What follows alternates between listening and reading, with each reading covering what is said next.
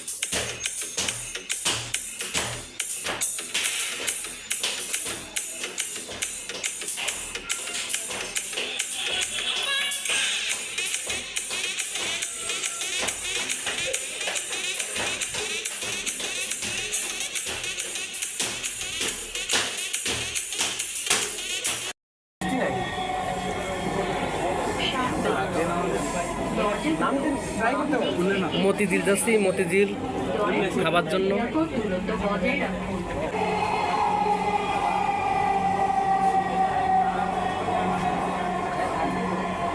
বাইতুল মোকাররমের পাড়ে দিয়ে যাচ্ছি।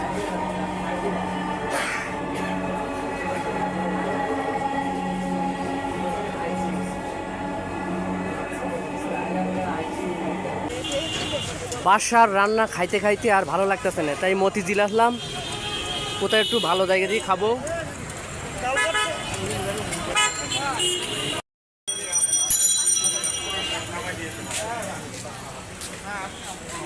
অনেক ভালো লাগলো, অনেক সুস্বাদু খাবার আছে এখানে।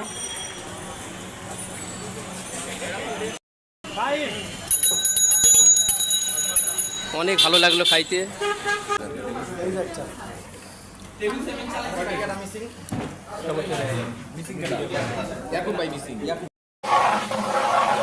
আমার বিয়ের আগে আমি যখন বাপের বাড়ি ছিলাম, রাজধানীর মতো ছিলাম, আমার বিয়ের পরে শ্বশুর বাড়ি আইসা এত পরিশ্রম করে এত সুস্বাদু খাবার রান্না করি, তারপর শাশুড়ি বলে ভালো হয় না, শ্বশুর বলে লবণ কম হয়, আমার স্বামী বলে ঝাল বেশি হয়েছে। আমি কোন দিকে যাব, আমার কলিজা মনে করে দিল, মন উঠবে না।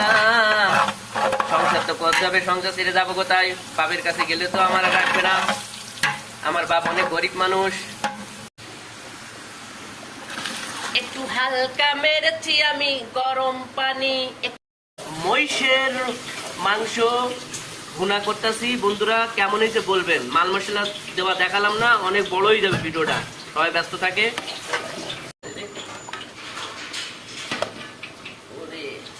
কালারটা কেমন হয়েছে বন্ধুরা সবাই বলবেন। মনগুরা ম্যাডাম, তানজিলা লাইফে আছে এখন, তানজিলা লাইফি।